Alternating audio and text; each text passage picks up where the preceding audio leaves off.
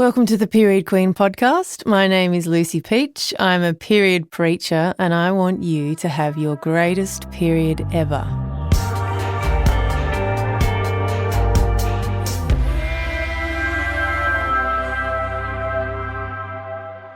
I'm day 15 of my menstrual cycle, and I'm telling you this because it's something I ask myself every day. And if you have a cycle, so should you. I know you probably hear this all the time, but what I'm about to share with you really will change your life, just like it did for me and for the guests I'll be speaking with.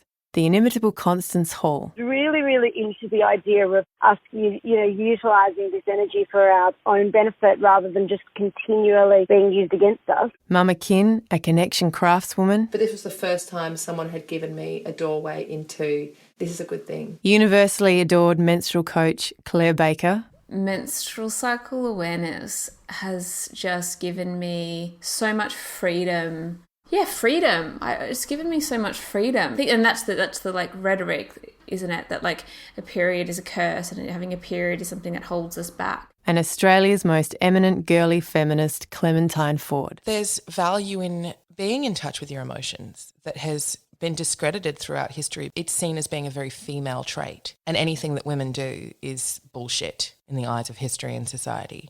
I live and work on the land of the Noongar Whadjuk people in Western Australia. I was born in 1980, in the year of the monkey. I'm a Leo, a mother, a partner, a musician. I never imagined that one day I would also be a period preacher. But after writing a theatre show called My Greatest Period Ever, with science and songs and stories and capes and catsuits that was animated live by my husband, a period preacher is what I became. And hereby begins my sermon. There will be 5 episodes over the course of one whole menstrual cycle, and this episode is to prepare you for becoming a period queen. Period what? A period queen. And it's simple. All you need to do to be a period queen is to, have a period, but to ask yourself often, what day am I on? What do I need? And how can I best channel my power? Of course, you can still do what you want and need to do whenever you want to do it, but when you understand that your menstrual cycle affects the way you feel and that it's okay that you don't feel the same every single day, it gives you permission to be where you are and to see yourself through a different lens that doesn't admonish or shame or make you feel guilty for not feeling a certain way at a certain time. Your cycle is a way to channel what is amazing about you, and you can harness how your hormones make you feel. If you don't have a menstrual cycle but you're interested in the experience of having one, or you know someone who does, and that's everyone, and you want to better understand them, then you'll benefit from this podcast too. It's really just about going with the flow. And whether you have a cycle or not, that is something we can all do with a lot more of. How can it be that nobody told me what was written into my bones? Maybe I've always known for far too long. The treasure has been untold. Once it's been told wrong, well, we've always known. Just to be clear, I want to acknowledge straight up that everyone experiences periods differently, and I certainly don't want to create more expectations or pressure around an already fraught subject with everyone feeling they need to love every single thing about their periods. Sometimes a period is just inconvenient. Sometimes it's a painful reminder that you aren't pregnant. Sometimes it actually is physically painful, and as anyone with endometriosis will attest to, sometimes it can cripple you. But what also hurts is the idea that something we were created to do has been demonised. It's no secret that periods have had a bad rap for, let's just go with a few thousand years, at least. Periods have long been seen as a source of shame, something that we've had to hide. But where does the shame live? What else do we feel that we have to hide? What does it do to children who become adults who've grown up knowing that a part of their bodies is shameful? Period shame has been one of the most successful ways of making women feel small. And can we just sit on that for a moment? Because periods are completely innate, because none of us would be here without them, And yet we've been shamed for the very process that ensures the survival of the species. We all know, deep down, how incredibly fecked this is. And it's time to speak up. Your blood is amazing, your body divine. You can start again. Every time it's amazing, I'm by your side. You can start again. It's amazing, your body divine. You can start again. Every time it's amazing, I'm by your side. Start again. Your blood is amazing. It's proof. Proof of your power to create, to regenerate, to let go, and to continually start again. That you can bleed for days and days without dying, yeah, no biggie. And we've come a long way. In the last few years, periods are more present than ever before. They're more visible beyond seeing blue liquid in a commercial. And finally, we are seeing them treated with less shame. But we can do better than that. Because the truth is better than that. The most amazing thing that no one talks about is this. Your menstrual cycle is so much more than just the presence or absence of your period, and the hormonal changes we experience throughout the month are not some random roller coaster. They are actually 4 distinct hormonal phases that each arrive in turn, one after the other, with their own strengths and benefits and ways of making you feel. And of course, you can still do whatever you want, whenever you want, but if you have a menstrual cycle, you will have these phases. And once you know what they are and how they work for you, you can predict them and plan for them. You can use them again and again and again, and you might as well, because you'll likely do it 450 times. And it's not a shame or even worse. Not a waste, not a curse. And I can't stand to see your worth dripping wasted to the dirt. It's not a secret. I won't keep it to myself anymore. Your blood. At school, if you're lucky, you might have learned about periods as though they are inherently a problem to be managed, the solution being sanitary products, without which you'd be rendered, heaven forbid, unsanitary. Thank goodness we now have more access to sustainable options, which I'll get to later. But for many of us, we're initiated into this incredible process in hushed tones by being given disposable rubbish to bleed into. And the other furphy is that the menstrual cycle is only valuable in terms of your capacity to reproduce. Yes, you can use it to reproduce, but you also use it to create and produce all kinds of things. Ideas, projects, relationships, dreams. Your body is not just for making babies.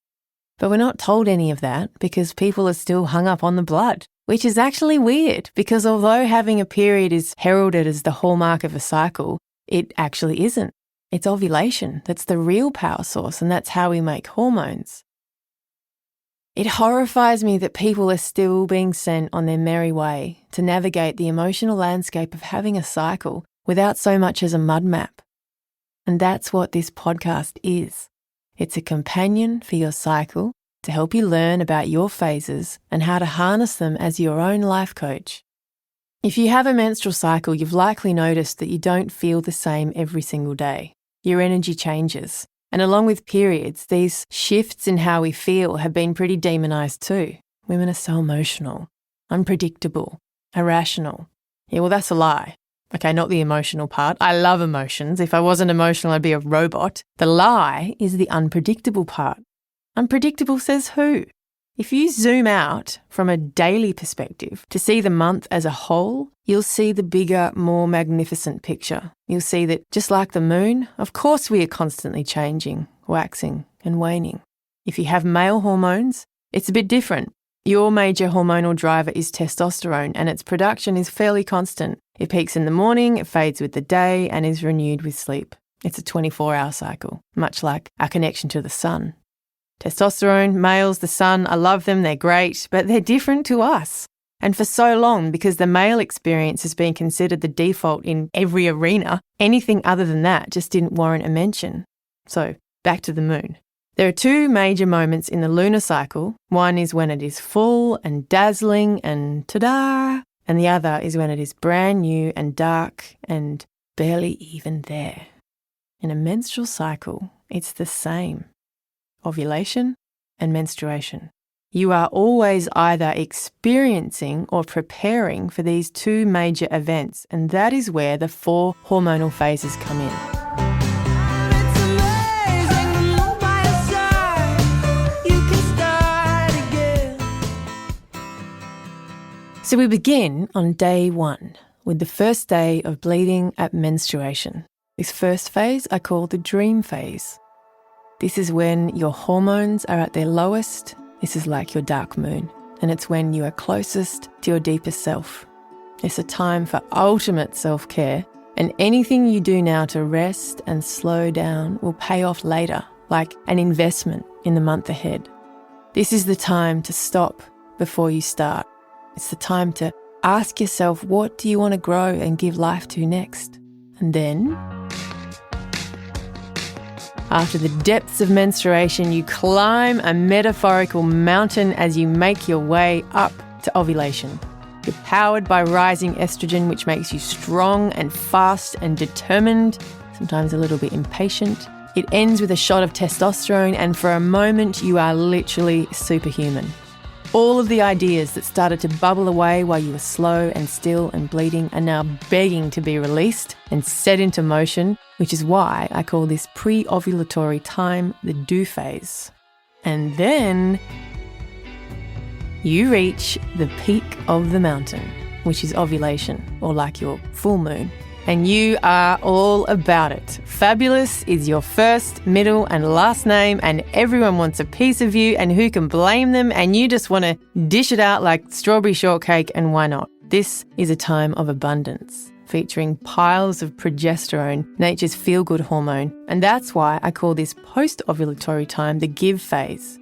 You have the world on a string. And it's ever so tempting to spend yourself like there's no tomorrow, as if you have piles of money burning holes in your pockets. But don't do that, because if you give it all away and you skid into this final premenstrual week with nothing left, dun dun dun, this phase can suck hard. You're coming down the mountain. You use all that ovulatory goodness, and once your body realises you won't be using it to reproduce yourself, it says, feck it. That beautiful nest I was making, just in case along with everything else you were doing, you decided to make a human, it's going. And so are you, all of you. Get lost, I'm about to let go, and I do not want to take on another thing at this juncture. Be gone, all of you. This is a very misunderstood time. It comes after an intense period of productivity and generosity, doing and giving, and then what the actual hell is this fuckery, and why can't I stand anything? You're heading down the mountain, back to the very beginning of yourself, and about to do the whole thing again. And that's why I call this phase the take phase, because it's time for you to take a step back, to take the biggest piece of cake, also because your metabolism is now peaking and you're so hungry you could eat off your own arm. You need to take whatever it is that you need before you start to do it all over again. And again, and again, and again, and again, and again, and again, and again, and again, and again, and again, and again, and again, and again. This love, this body's all I have. It's the only way. I can't atone for this madness. Smother love and sadness. Blood is amazing, your body divine. And full disclaimer, I am not the first person to suggest that there is gold in them their hills. And mine isn't the only way of looking at it. There is undoubtedly much wisdom from the traditional owners of our lands, and as we mend these threads, this conversation will keep growing and getting bigger and more expansive and inclusive until knowing your body and its power is a way of life for everyone, no matter what body you have or where you are. That's the world I want to be a part of, and you can too. What got me started was a book I read back in 2009. I was a human biology teacher working in sexual health and a newish mum, and I read The Optimised Woman by Miranda Gray, and she uses these words: for menstruation, reflective; for pre-ovulation, dynamic; ovulation, expressive; and premenstruation, creative. This last one in particular, for me, was a game changer because it gave me the idea to use my premenstrual time as a chance to channel my energy into writing music and songs with as little fucks as possible to give about what anyone else thought and whether I was good enough or deserved to be doing it. So I just did it. And not only did it make me write more music, but it made me like myself when I was premenstrual. And that's how this journey began for me. If you're going to delve into this world, you should also know about Alexandra Pope, who originally saw the synchrony between the menstrual cycle and the outer seasons and began to speak of the inner seasons of the cycle. Menstruation as winter, pre-ovulation as spring, ovulation as summer, and pre-menstruation as autumn. She then joined forces with Shani Hugo Wurlitzer, and together they wrote a wonderful book called Wild Power. And after pioneering the concept of menstruality, they created Red School, where you can do online courses. And if you'd like to do one at redschoolonline.net, you can use the code PEACH for a little discount. Right now, the best way for you to learn about your cycle is just to pay attention to it. Every day, ask yourself, what day am I on? What do I need? And how can I channel my power? Before you jump to the conclusion that there is something wrong with you, look at yourself through the lens of your cycle. Another thing that helped me connect to my cycle and care for myself during my period was when I started exploring sustainable options. And there are so many to choose from, and I've tried lots of them. But Modi Body really do make the loveliest, softest, most comfortable bamboo period pants. I'll talk more about that in the next episode about the dream phase and menstruation. Follow your time.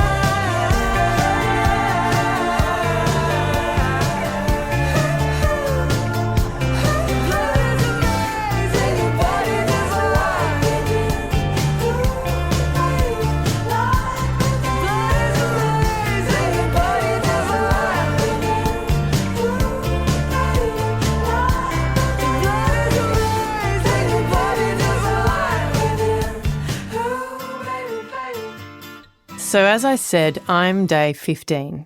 I've just ovulated, which means I have rising progesterone and an overwhelming desire to hug my friends and anyone really, which is challenging in these current corona conditions. But there are silver linings, like making this podcast, which I'm doing in lieu of a book and music tour. The book is called Period Queen, and the songs you'll be hearing are from an EP or a small album that I made with songs for every phase of the menstrual cycle. And if you want to know more about any of these things, you can go to periodqueen.com.au. So I'll be releasing one song and one episode every week for a whole menstrual month. And this podcast is a companion to help you understand the power that is within you. Sometimes it's big, sometimes it's tender, sometimes it's crunchy. And it might sound like I'm talking about vegetables, but I'm actually talking about your hormonal phases and the fact that you basically have 4 different superpowers. Every episode, I'll be running you through one of these phases and how it makes you feel, physically, but mostly emotionally, and how you can use it to channel what is most amazing about you during any given week.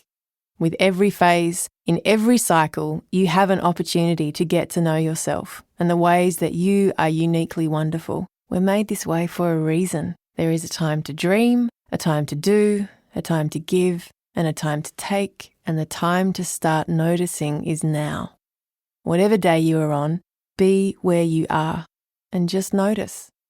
After a while, you'll learn your own map.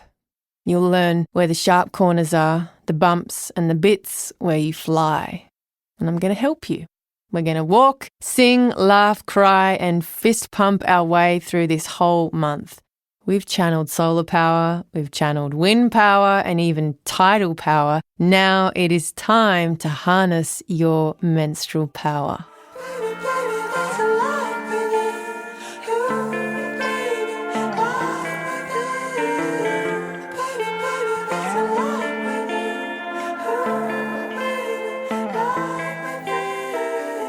In the next episode, I'll be talking to Constance Hall and we'll be talking about periods and we'll be going deep into the dream phase.